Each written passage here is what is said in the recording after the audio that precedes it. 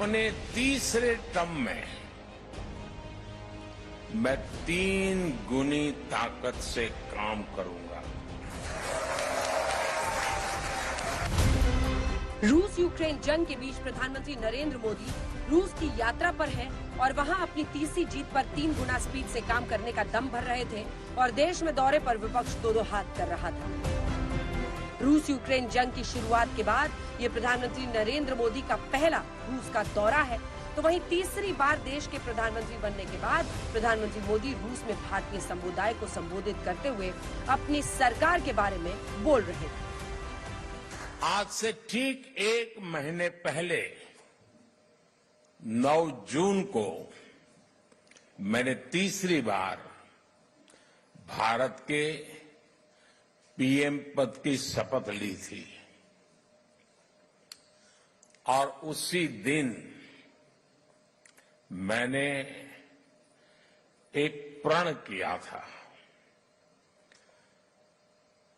मैंने प्रण किया था कि अपने तीसरे टर्म में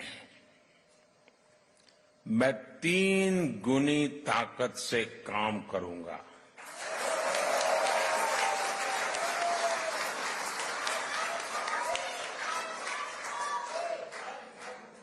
तीन गुनी रफ्तार से काम करूंगा। शिवसेना से लेकर कांग्रेस पार्टी ने पीएम के इस दौरे पर धावा बोल दिया। प्रधानमंत्री तो देश के बाहर रहना पसंद करते हैं, क्योंकि देश में जो समस्या है उनसे वो रूबरू नहीं होना चाहते, देश की समस्या को वो निवारण नहीं करना चाहते या झेल भी नहीं सकते लोगों का प्रेशर। तो बाहर रहना, घूमेंगे फिरेंगे, पिकनिक मनाएंगे, वो मजा करेंगे और कुछ नहीं करेंगे। प्रधानमंत्री नरेंद्र मोदी ने 2014 के बाद 10 सालों में देश ने जो विकास किया है उसका जिक्र करते हुए ये कहा कि अभी तक का विकास तो सिर्फ ट्रेलर है, भारत बदल रहा है। पिछले 10 वर्षों में देश ने विकास की जो रफ्तार पकड़ी है उसे देखकर दुनिया हैरान है।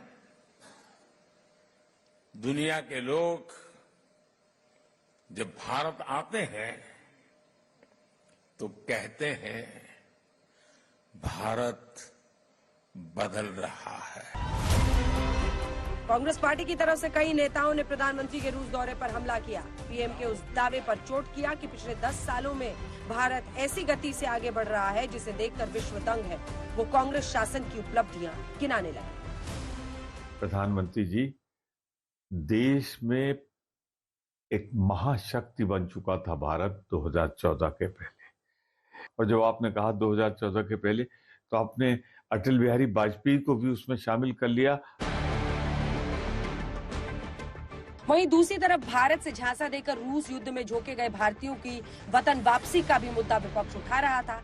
सूत्रों के हवाले से खबर है कि बीते दिन दोनों देशों के राष्ट्राध्यक्षों की मुलाकात में इस पर सहमति बनी है कि उन भारतीयों को वापस देश में लाया जाएगा। यही नहीं, द्विपक्षीय बातचीत के दौरान प्रधानमंत्री ने भारत रूस ऊर्जा समझौते के तहत पेट्रोल डीजल की कीमतों को भारत में स्थिर रखने और इसकी वजह से महंगाई को नियंत्रित करने की बात भी की। दुनिया के अनेक देशों के नागरिकों को पेट्रोल डीजल के कारण बहुत बड़े संकट से गुजरना पड़ा और आज भी गुजरना पड़ रहा है, लेकिन हमारे उस कारोबार के कारण हम भारत के नागरिकों को पेट्रोल डीजल के इस मार से बचा पाए, इन्फ्लेशन से बचा पाए और स्टेबिलिटी भी ला पाए। इसके लिए भी मैं आपका आभार व्यक्त करता हूं। प्रधानमंत्री नरेंद्र मोदी ने राष्ट्रपति पुतिन को मेक इन इंडिया की प्रशंसा और सहयोग दोनों के लिए धन्यवाद दिया। के रूप में आपने अनेक फोरम में पब्लिकली भारत का जो मेक इन इंडिया इनिशिएटिव है उसकी भरपूर तारीफ की, और तारीफ की ही कितना नहीं, आपने भारत में मैन्युफैक्चरिंग की दिशा में कदम उठाए और भारत के मैन्युफैक्चरिंग में आपकी भागीदारी के कारण भारत के नौजवानों के लिए रोजगार के अनेक नए अवसर बने हैं। पीएम ने उनके रूस दौरे पर विश्व की टिकी नजर पर चर्चा करते हुए बताया कि राष्ट्रपति पुतिन के घर पर 4 से 5 घंटे की बैठक में यूक्रेन पर खुले मन से बातचीत भी हुई। आपने मुझे अपने निवास स्थान पर बुलाया और एक सच्चे दोस्त के रूप में कल शाम हमने करीब 4-5 घंटे तक साथ रहे, अनेक विषयों पर हमने बातें की और मुझे खुशी हुई कि यूक्रेन के विषय में हम दोनों अपने अपने विचार खुले मन से, विस्तार से हम उसकी चर्चा कर पाए। रूस यूक्रेन जंग भर भी पीएम ने दो टूक बात की, कहा बम, बंदूक और गोलियों के बीच शांति का रास्ता नहीं निकलेगा, वो सिर्फ बातचीत से ही मुमकिन है। एक मित्र के नाते मैंने हमेशा कहा है कि हमारी भावी पीढ़ी के उज्जवल भविष्य के लिए शांति सर्वाधिक आवश्यक है,